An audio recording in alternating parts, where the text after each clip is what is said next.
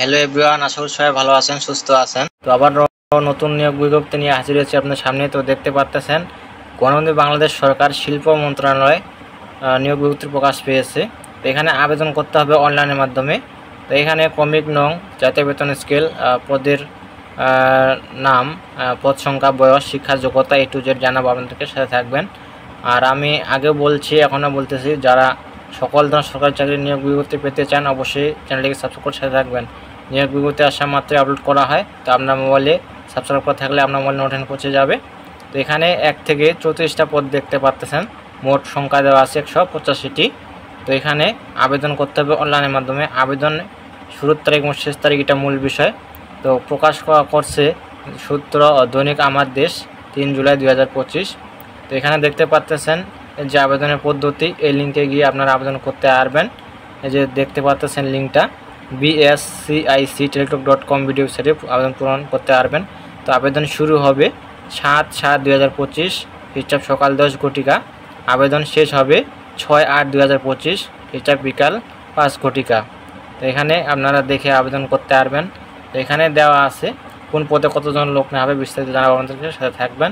তো 34 নম্বর পদে দেওয়া আছে গাড়ি চালক অর্থাৎ ড্রাইভার। এখানে 2300 থেকে 2490, 16 গ্রেডে বেতন দেওয়া হবে।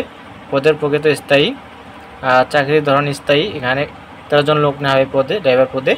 অবশ্যই যাদের বয়স 18 থেকে 32 বছর তারা আবেদন করতে পারবেন। তো এখানে দেওয়া আছে 8ম শ্রেণী কমপক্ষে পাস হতে হবে। হালকা ভারী যানবাহন চালানোর লাইসেন্স 2 বছরের অভিজ্ঞতা থাকতে হবে। তারপর দেওয়া আছে 33 নম্বর পদে নকশা সহকারী, 3 জন লোক নেওয়া হবে।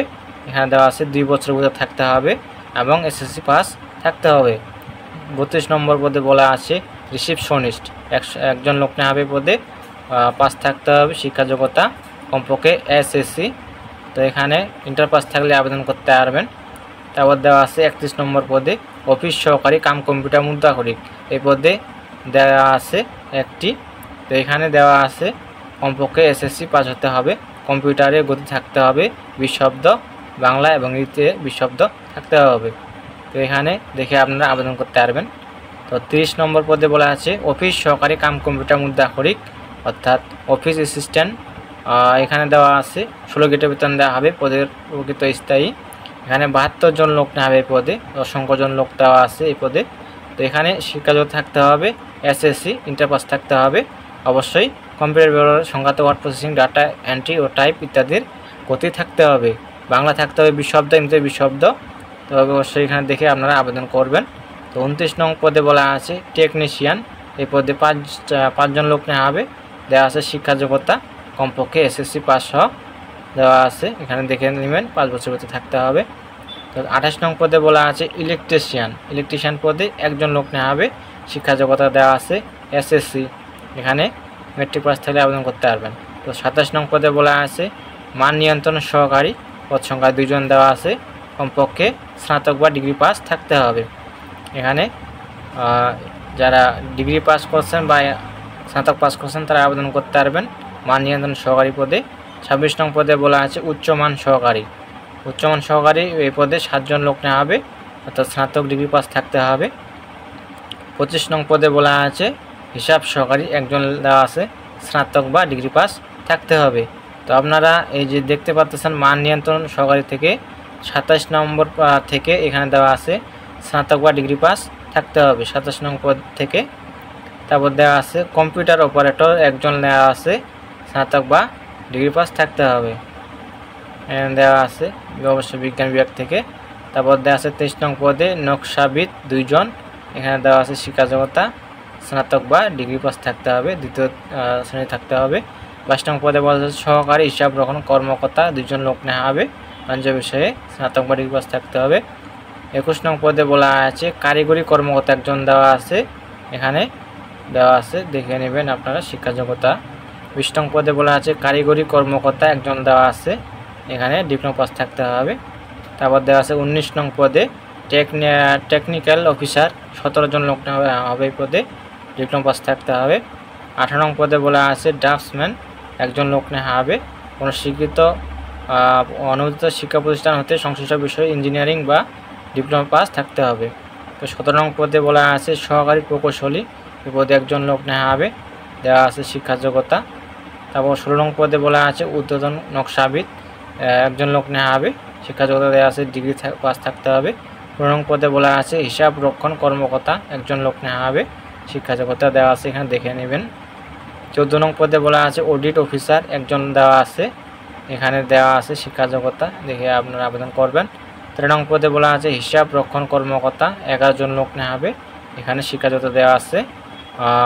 হিসাব বিজ্ঞান, ব্যাংকিং, ফাইন্যান্স, ব্যবসা, প্রশাসন, অর্থনীতি, পরিসংখ্যান বিষয়ে কমপক্ষে 2য় শ্রেণীর মাস্টার ডিগ্রি থাকতে হবে, এখানে দেখে নেবেন শিক্ষা যোগ্যতা।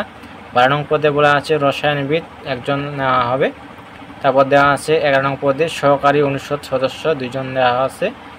10 নং পদে বলা আছে প্রমোশন কর্মকর্তা, 23 জন দেওয়া আছে, শিক্ষা যোগ্যতা মাস্টার ডিগ্রি থাকতে হবে, এখানে দেখে নেবেন আপনারা। 9 নং পদে বলা আছে জরিপ ও তথ্য কর্মকর্তা, এই পদে 3 জন দেওয়া আছে, শিক্ষা যোগ্যতার মান কি এখানে দেওয়া আছে, দেখে নেবেন আপনারা। ডিগ্রি মাস্টার্স অনার্স পাস থাকলে আপনারা আবেদন করতে পারবেন এই পদে। 8 নং পদে বলা আছে গবেষণা কর্মকর্তা, একজন দেওয়া আছে। 7 নং পদে দেওয়া আছে কর্মী ব্যবস্থাপনা কর্মকর্তা, একজন দেওয়া আছে। তারপর 6 নং পদে দেওয়া আছে প্রশাসনিক কর্মকর্তা, 2 জন। 5 নং পদে বলা আছে পরিকল্পনা কর্মকর্তা, 2 জন। 4 নং পদে দেওয়া আছে মান নিয়ন্ত্রণ কর্মকর্তা, 1 জন, শিক্ষা যোগ্যতা মাস্টার ডিগ্রি অনার্স পাস থাকতে হবে। 3 নং পদে বলা আছে প্রোটোকল অফিসার, এই পদে 1 জন দেওয়া আছে, এখানে শিক্ষা যোগ্যতা। তারপর 2 নং পদে বলা আছে অ্যানালিস্ট পদে 1 জন নেওয়া আছে, শিক্ষা যোগ্যতার মান দেওয়া আছে, এখানে দেখে আপনারা আবেদন করবেন, মাস্টার ডিগ্রি পাস থাকতে হবে অনার্স।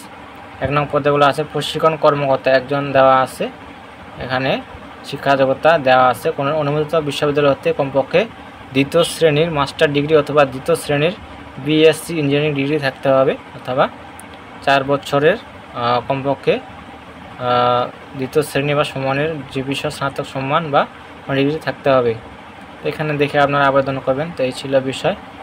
তো সবাই ভালো থাকবেন, সুস্থ থাকবেন, দেখা হবে নতুন কোনো সার্কুলার নিয়ে।